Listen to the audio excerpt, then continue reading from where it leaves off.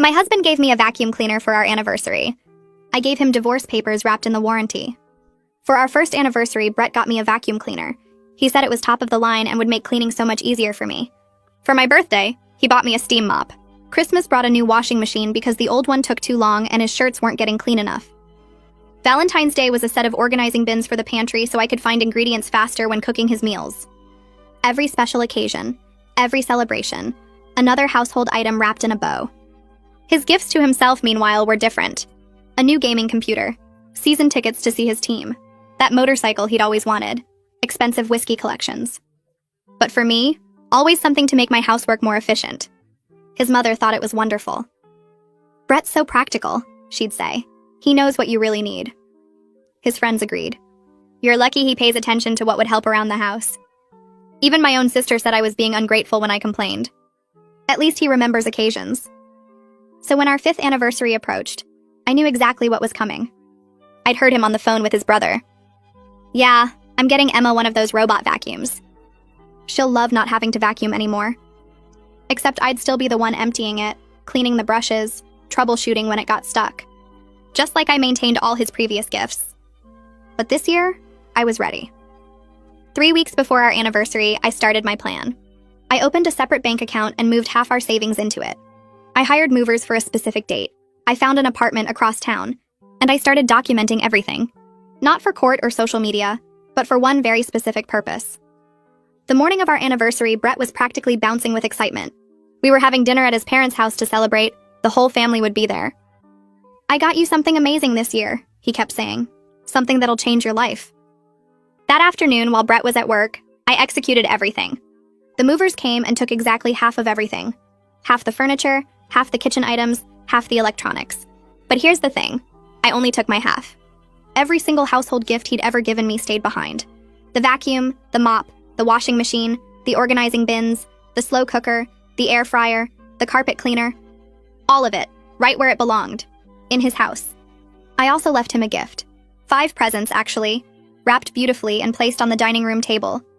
Each one labeled with a year of our marriage. Then I went to his parents' house early. His mother let me in, chattering about how excited she was to see what practical gift Brett had chosen this year. The whole family was gathering. His brother Kevin, his sister Amy, his parents, his aunt and uncle, his 3 cousins, even his best friend Rick was there. Brett arrived at 6, carrying a large box wrapped in silver paper. The robot vacuum, right on schedule. "Where's Emma?" he asked, looking around.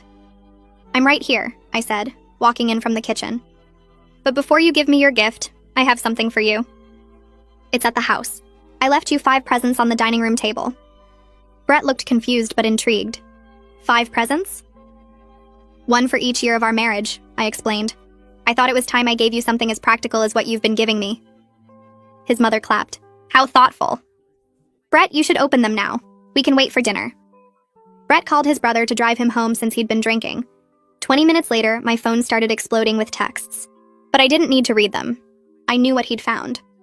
The first box contained divorce papers. The second box held a list of every household gift he'd given me, with the hours I'd spent using and maintaining them calculated out. 2,847 hours over 5 years.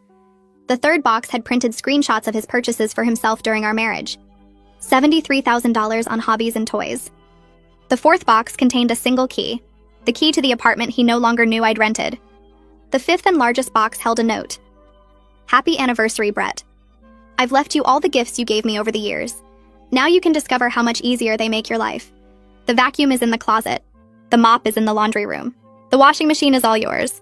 The organizing bins are ready for you to fill. Every practical thing you thought I needed is now exactly where it belongs. With you. Enjoy maintaining them yourself."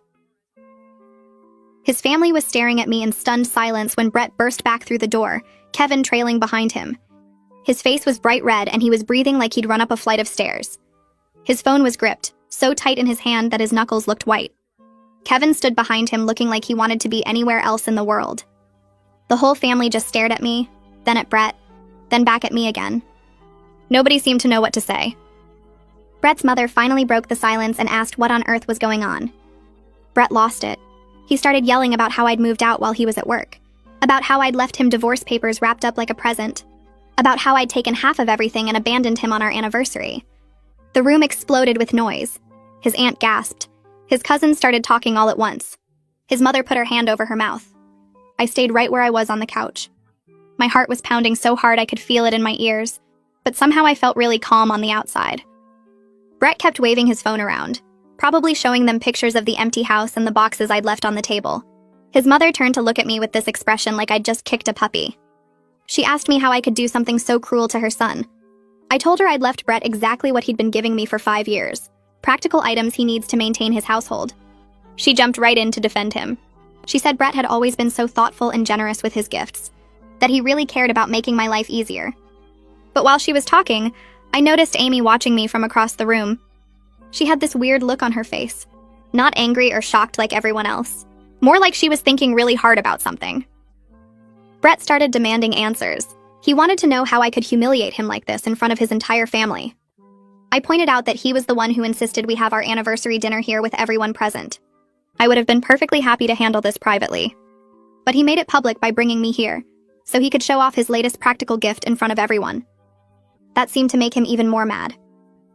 Rick stood up quietly and headed for the door. He mumbled something about needing to go and practically ran out of the house. Brett's father cleared his throat and suggested that maybe everyone should calm down.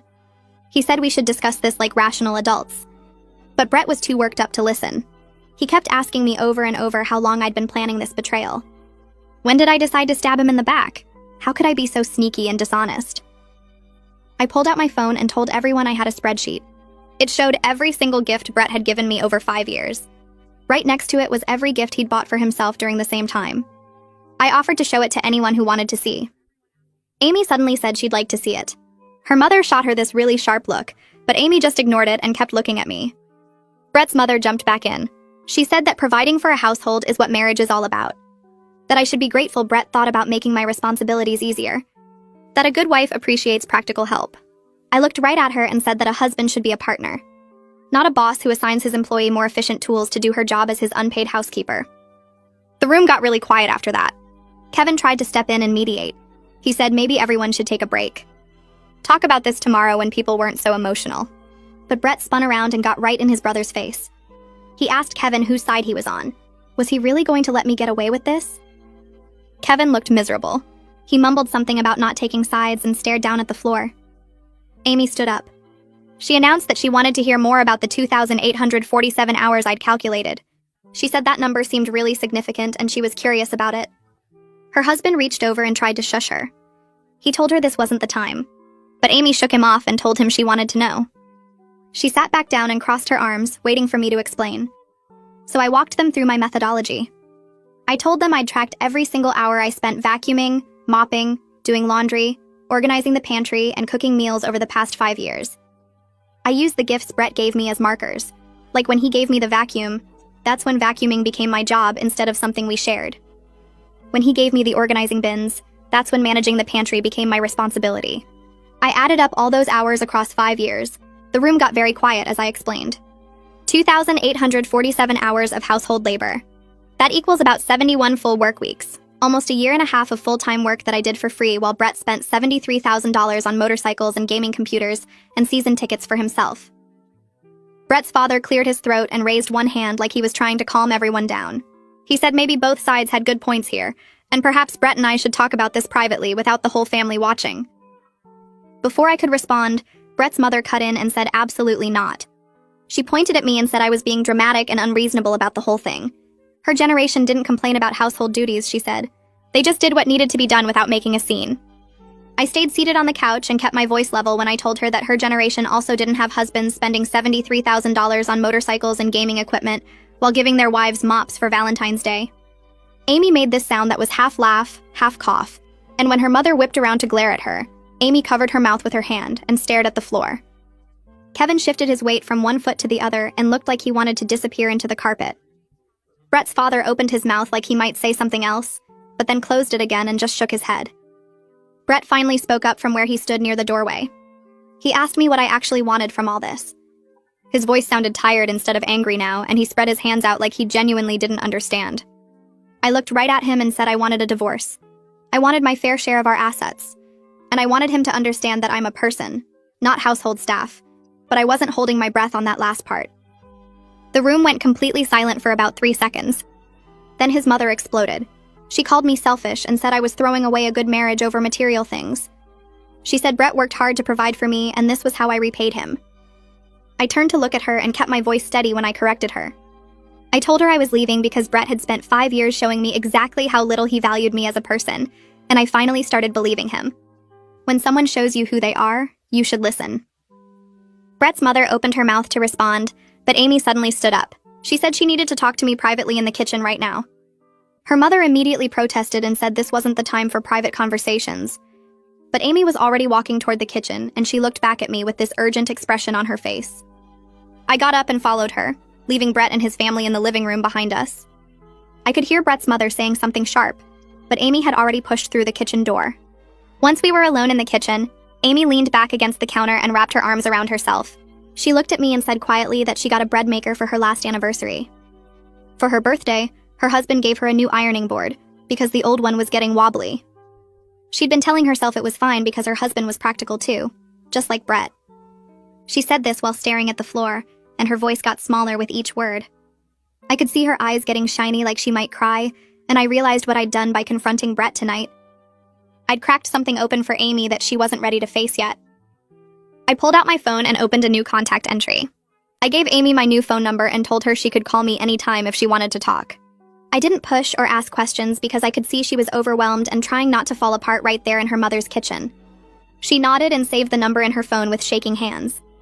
We stood there for another minute not saying anything, and then Amy took a deep breath and said we should probably go back out there. When we returned to the living room, Brett was sitting on the couch with his head in his hands. His mother sat next to him with one hand on his shoulder, and she looked up at me with pure hatred in her eyes. Kevin and his father were talking quietly by the window. The aunt and uncle and cousins had moved to the far side of the room and were pretending to look at family photos on the wall. I walked to the center of the room and announced that I was leaving now.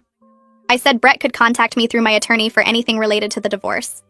Brett's mother immediately demanded to know who my attorney was. She said it like she was going to call them up and tell them what a terrible person I was, like that would somehow change the legal proceedings. I just smiled at her and headed for the door. I grabbed my purse from the front hall table and pulled my car keys out. Brett jumped up from the couch and followed me outside onto the front porch. He asked if we could please just talk about this like adults without getting lawyers involved. His voice had that pleading tone now, the one he used when he really wanted something. I turned to face him under the porch light and reminded him that I tried talking to him for 5 years. I tried telling him I wanted actual gifts, not household appliances. I tried explaining that I felt like his housekeeper instead of his wife. And he responded to all of that by buying me a steam mop. So I was done talking and ready to move forward legally. Brett started to say something else, but I was already walking down the driveway to my car. I got in, started the engine, and drove away without looking back at the house. Over the next few days, my phone exploded with texts from Brett. The first ones were angry, calling me crazy and saying I'd regret this. Then they turned pleading, asking why I was doing this and couldn't we work it out. Then confused, like he genuinely didn't understand what he'd done wrong. Some of them were long paragraphs about how much he loved me and how he'd change. Others were short and desperate, just asking me to respond.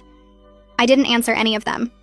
Instead, I forwarded every single message to Amelia Vaughn, the attorney I'd hired 2 weeks ago when I started planning my exit. She'd been thorough and professional during our initial consultation, and she'd helped me understand exactly what I was entitled to in the divorce. Now she had documentation of Brett trying to contact me directly, despite me telling him to go through my lawyer. The next morning, Amelia called while I was unpacking boxes in my new apartment. She got straight to business and told me Brett had been trying to reach me through multiple phone numbers and even sent emails to my old work address. She asked if I wanted her to send a formal cease and desist letter to make him stop. I thought about it for a minute while I folded a kitchen towel and put it in a drawer. I told her not yet because I wanted to see if he would calm down on his own without making everything more complicated. She said that was fine, but she was keeping records of every attempt he made to contact me. I thanked her for staying on top of everything, and we hung up. 2 days later was my first day at the new marketing job I had lined up before I left Brett. I walked into the office building feeling nervous but also excited in a way I had not felt in years. The company was smaller than where I used to work and everyone seemed friendly right away. My boss showed me to my desk and introduced me to the team. That is when I met Victoria from the design department. She had bright red hair and wore these chunky silver rings on almost every finger. During the morning meeting, she made a joke about the coffee being terrible, and I actually laughed out loud. After the meeting ended, Victoria came over to my desk and asked if I wanted to grab lunch with her.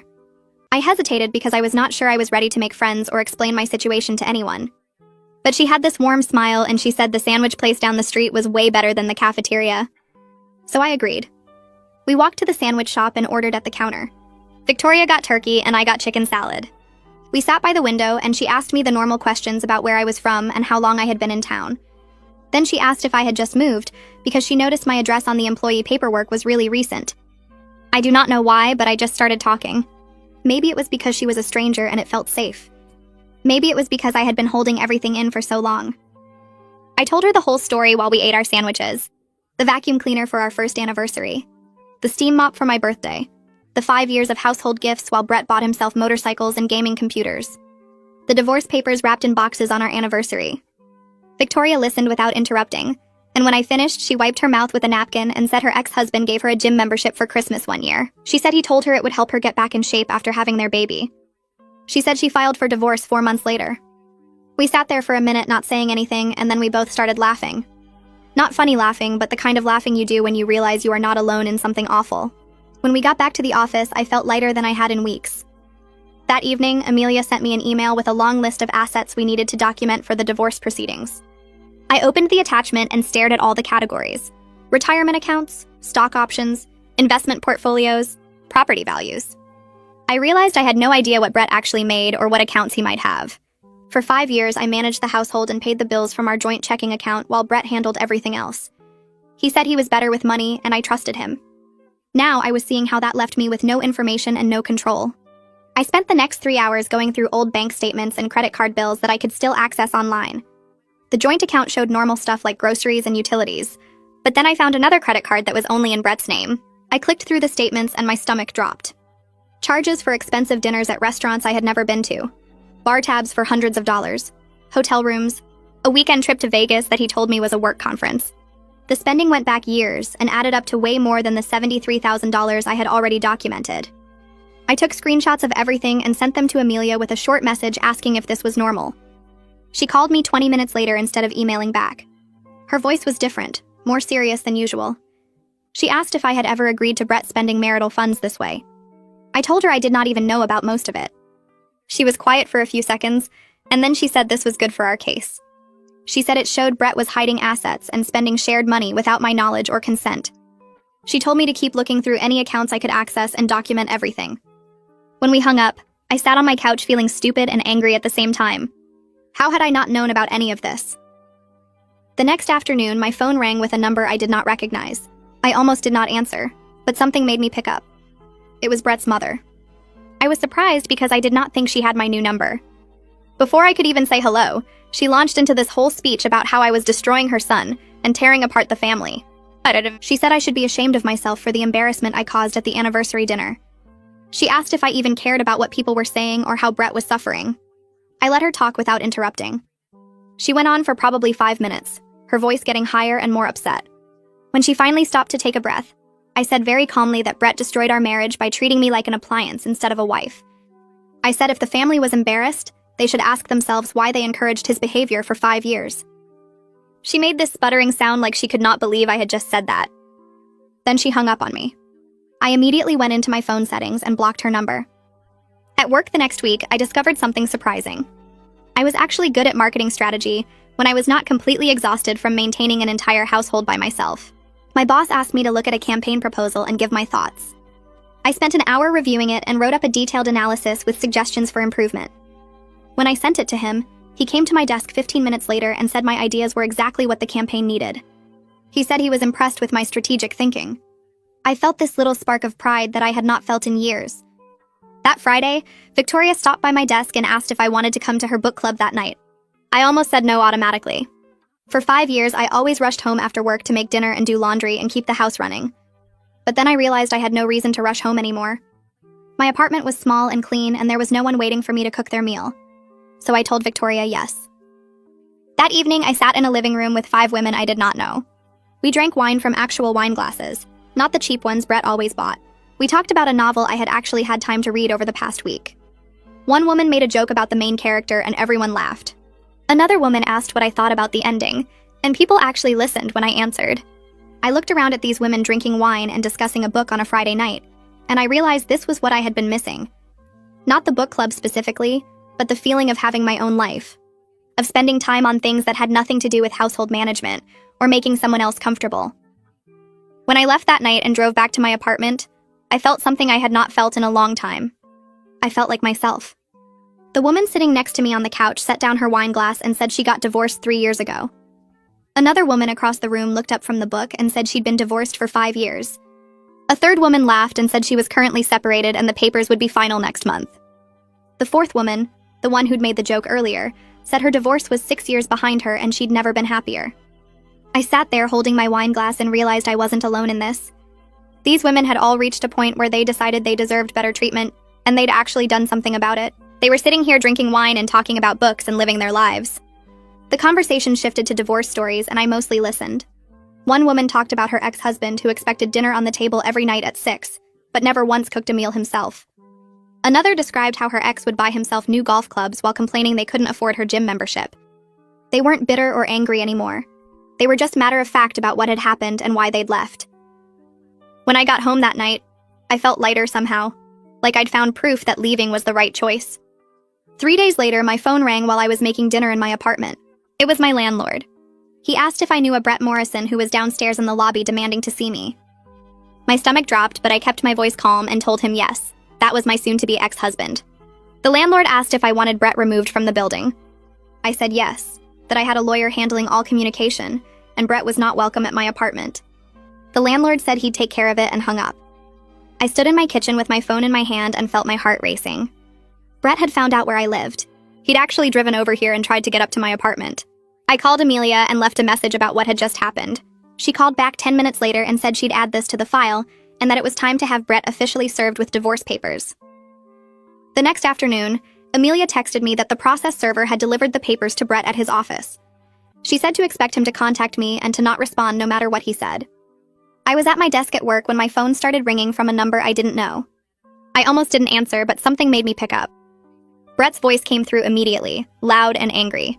He said I'd embarrassed him in front of his entire department by having him served at work. He said people were asking questions and he looked like an idiot. I hung up without saying a word and blocked the number right away. My hands were shaking, but I felt strangely calm. He was upset about being embarrassed at work while I'd spent 5 years being treated like hired help. I went back to reviewing the marketing campaign on my computer screen. That evening, my phone buzzed with a text from Kevin. He asked if I was okay and said he was sorry about everything.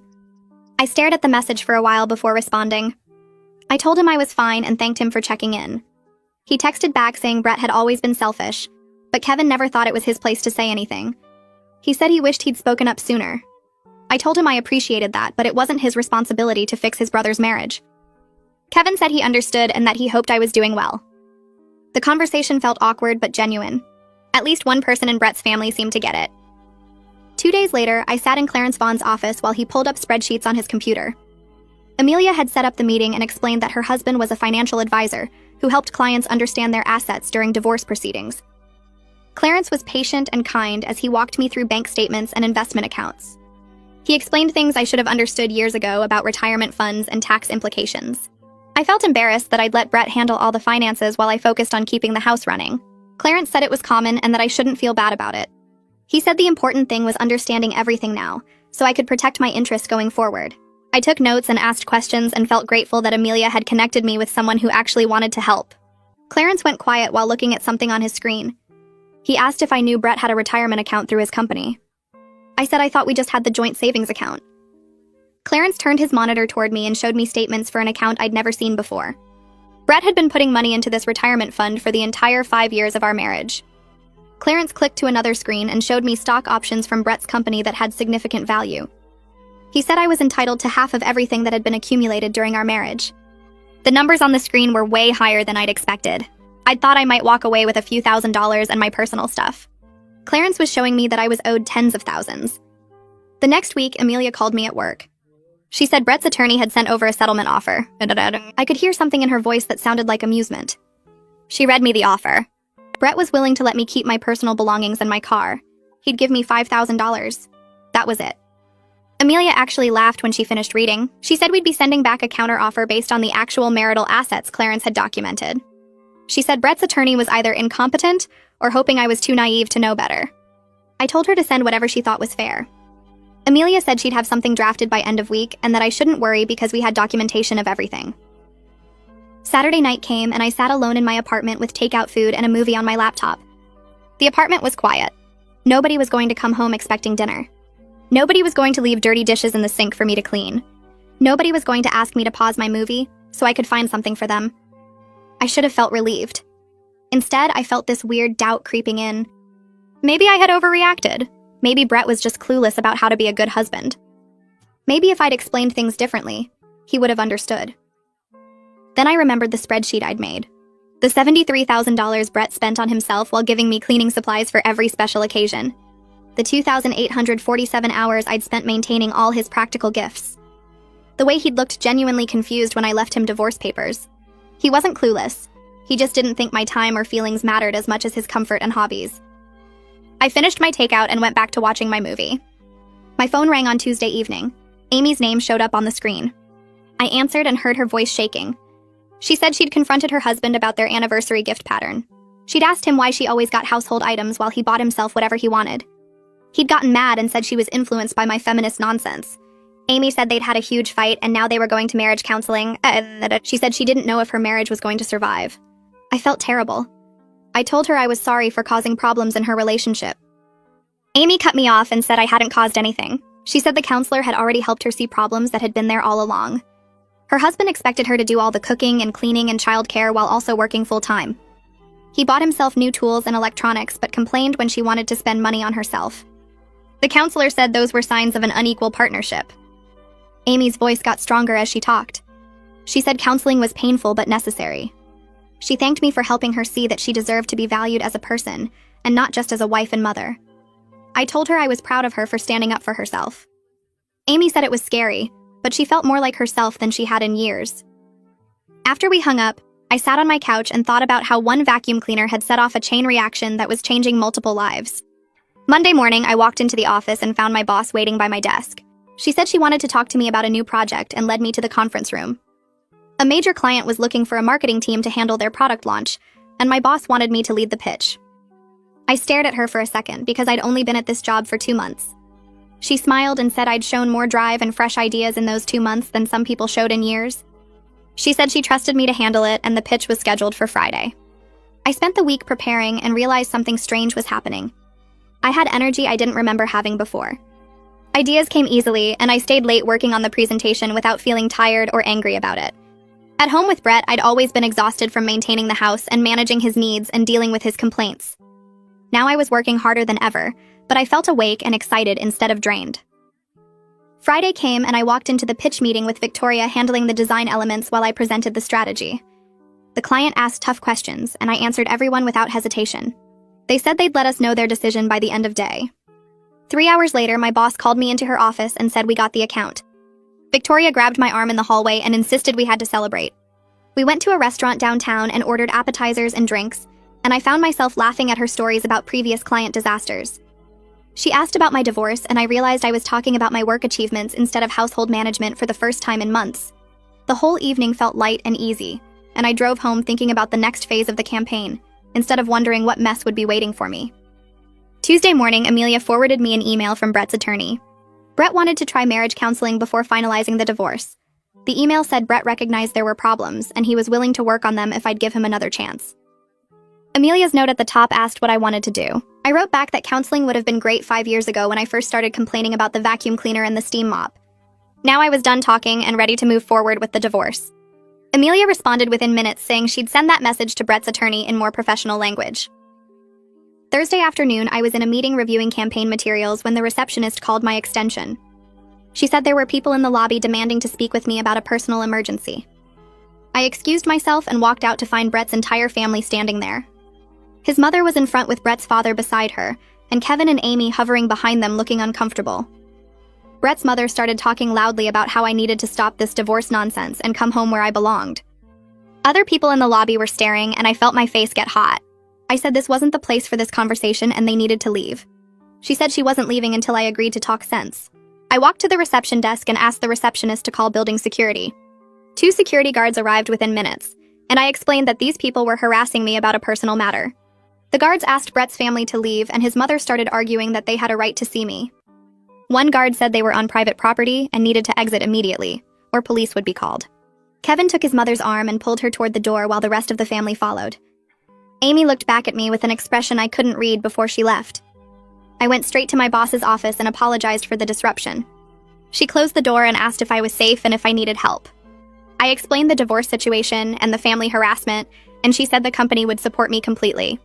She said if they showed up again, security had instructions to call police immediately.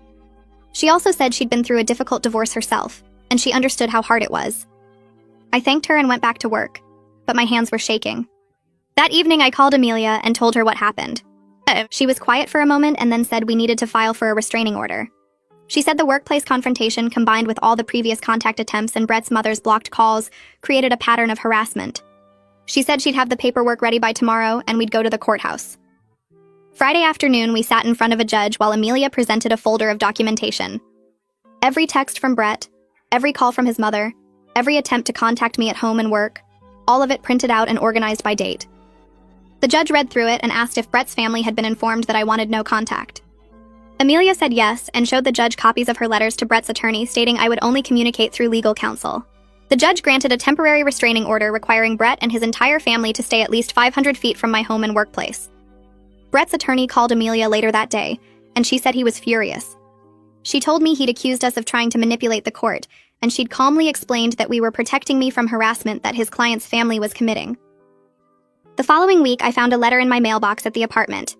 It was from Brett's aunt, the one who'd been at the anniversary dinner. She said she'd been thinking about what I said that night about being treated like household staff instead of a partner. She said she was sorry for not speaking up because she'd always thought Brett's gift choices were thoughtless, but she'd convinced herself it wasn't her business. She said watching me walk away that night had made her think about her own marriage and the things she'd been accepting for years. She wasn't excusing Brett's behavior, but she wanted me to know that at least one person in his family understood why I left. I read the letter twice and then put it in a drawer. It was kind of her to reach out, but it didn't change anything about my decision. 3 weeks later, I sat in a conference room at Amelia's office for the divorce mediation session. Brett and his attorney were on one side of the table, and Amelia and I were on the other. Brett looked terrible. He'd lost weight and had dark circles under his eyes, and his shirt looked wrinkled like he'd slept in it. Part of me felt bad seeing him like that until he opened his mouth. The mediator introduced herself and explained the process and asked if everyone was ready to begin. Brett's attorney said they were ready, and Amelia said we were too. The mediator turned to Brett and asked him to start by explaining his perspective on the marriage and what he thought was fair. Brett leaned forward and asked if I was really going to destroy him financially over some household gifts. His voice was angry and bitter, and I felt Amelia tense beside me. I said calmly that I wasn't destroying anyone. I was claiming my legal share of marital assets, and if he felt destroyed, it was because he'd spent 5 years taking me for granted while spending our money on himself. His attorney put a hand on Brett's arm and whispered something, but Brett ignored him. The mediator asked Brett to explain what he meant about household gifts, and he said he'd been trying to be a good husband by helping me be more efficient with household tasks. He said he'd spent good money on quality appliances that made my life easier, and he didn't understand why I was so angry about it. Amelia kicked me under the table because I'd started to smile at the absurdity of what I was hearing. Brett genuinely seemed to believe that buying me cleaning supplies while he bought himself motorcycles and gaming equipment was him being helpful. The mediator asked if he understood that his wife might have wanted different kinds of gifts for special occasions, and Brett said he'd been practical and focused on what we actually needed. I couldn't stay quiet anymore, and said what we'd actually needed was a partner who valued me as a person, instead of as unpaid household staff. Brett's attorney jumped in and suggested we take a short break, but the mediator said we should continue. She turned to Brett and asked what he thought a fair settlement would be. Brett said I should take my personal items and my car, and we'd call it even since he'd paid most of the bills during our marriage. Amelia opened her folder and calmly pulled out documentation, showing I'd contributed equally to household income for the first 3 years of our marriage. She showed bank statements and pay stubs and tax returns all organized by year. Then she showed the mediator the email from Brett asking me to go part-time so I could handle more of the housework and cooking. She showed my reduced paychecks after that, and calculated the income I'd given up at Brett's request. The mediator studied the documents and asked Brett's attorney if he'd seen this information before. He admitted he hadn't, and looked at Brett with an expression that suggested they'd be having words later. Amelia started pulling out more documents, showing the mediator the breakdown of household contributions and financial disparities, but Brett kept shaking his head and insisting he'd been responsible with money and thoughtful about gifts. The mediator asked him directly if he could see how spending thousands on himself while giving his wife cleaning supplies might seem unequal, and Brett said he'd bought things he needed and things I needed, and he didn't understand why that was a problem. His attorney looked like he wanted to crawl under the table. Amelia leaned forward and asked Brett if he'd ever asked me what I wanted for our anniversary or birthday, and Brett said he'd paid attention to what would be useful. The mediator let out a long breath and said she thought we should take a break and reconvene in 2 weeks, and that both parties should think seriously about what constitutes a fair settlement under divorce law. Brett's attorney agreed immediately and started packing up his papers. Brett sat there looking confused and angry, like he couldn't understand why everyone wasn't seeing things his way. We filed out of the conference room and Amelia walked me to the elevator. Once we were alone, she said Brett's stubbornness was actually helping our case because he was making it clear he didn't respect my contributions to the marriage. She said she was confident we'd get a good settlement if we had to go to court, though she'd prefer to settle and save time and money. I asked if she thought Brett would ever understand what he did wrong, and she said some people never do. But that wasn't our problem anymore. The elevator doors opened and I stepped inside, feeling drained but also oddly relieved that the mediation had gone so badly for Brett. 2 days later, I was having coffee with Victoria at our usual place downtown, telling her about the mediation disaster. She was laughing at Brett's insistence that he'd been practical when Rick walked in and spotted us. He hesitated by the door and I saw him considering whether to leave, but then he walked over and asked if he could join us for a minute. I was wary, but Victoria looked interested, so I said okay. Rick sat down and immediately started apologizing for not speaking up sooner about how Brett treated me. He said he'd watched it happen for years, and felt terrible that he never said anything. Victoria excused herself to take a phone call, probably sensing Rick wanted to talk privately.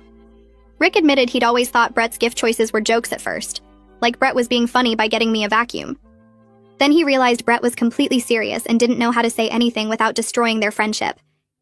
He said Brett is a mess now, barely functioning at work, calling Rick at all hours asking what he did wrong.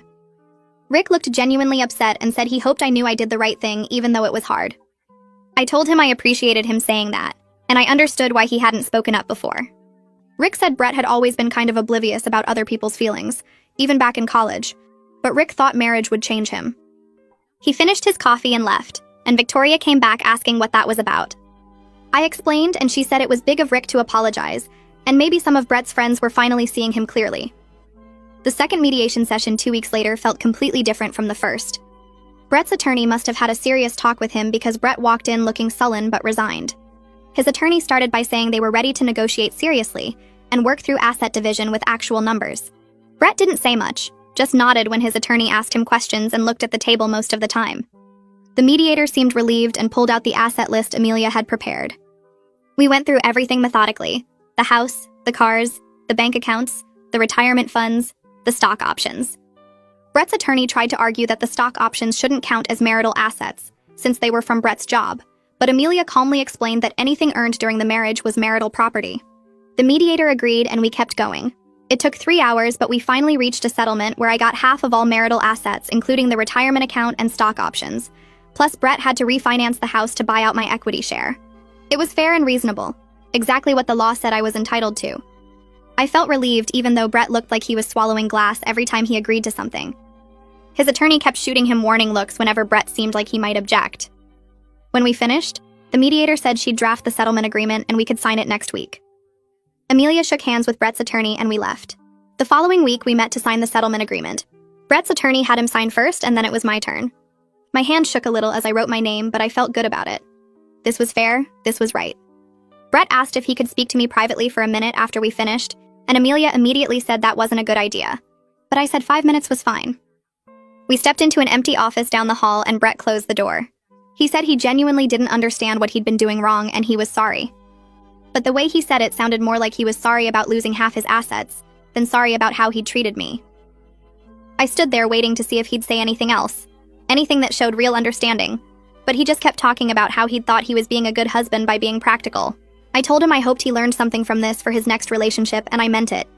He deserved a chance to grow even if it was too late for us. Brett asked if there was any chance we could try again someday, maybe after some time apart, and I told him no. That ship had sailed, but I did wish him well in figuring out how to be a better partner. He looked sad but nodded and opened the door. Amelia was waiting in the hallway and we left together.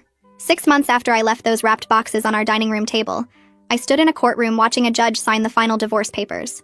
The whole process had taken half a year of paperwork and waiting and legal procedures, but now it was done. I felt a weight lift that I didn't fully realize I'd been carrying. The judge handed the papers to the clerk and said we were officially divorced. Brett Brett wasn't even there. His attorney had handled everything. I walked out of the courthouse with Amelia, and she congratulated me on starting my new life. I thanked her for everything she'd done, and she said I'd made it easy by being organized and reasonable. We said goodbye on the courthouse steps, and I drove to my apartment, windows down, music playing, feeling free. That evening, Victoria came over with a bottle of wine and helped me hang the expensive piece of art I'd bought to celebrate my divorce. It was a painting of a woman standing alone on a cliff overlooking the ocean, and it served no functional purpose except making me happy when I looked at it. We stood back admiring it, and Victoria said it was perfect. I poured us both wine, and we toasted to new beginnings, to being valued, to choosing ourselves. The apartment was small, but it was mine, filled with things I'd chosen because I liked them, not because they made housework easier.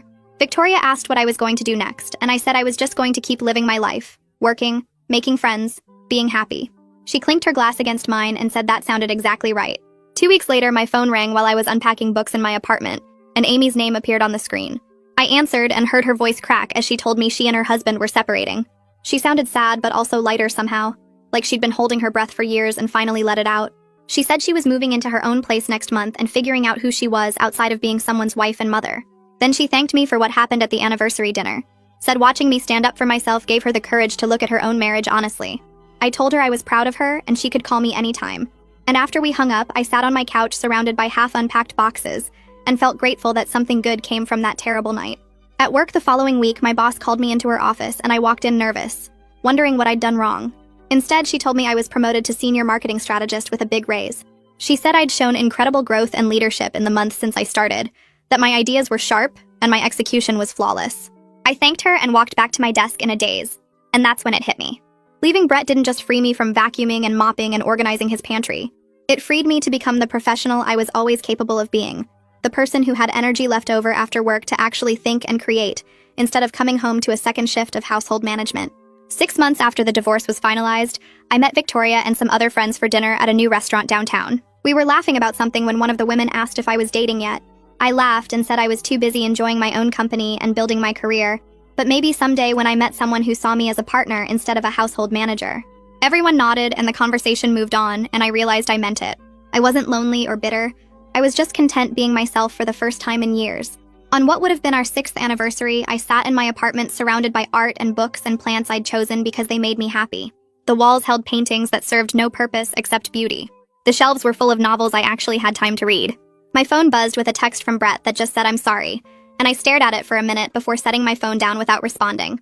I'd already moved forward into a life I was building for myself, and there was nothing left to say to someone who only understood what he'd lost after it was gone.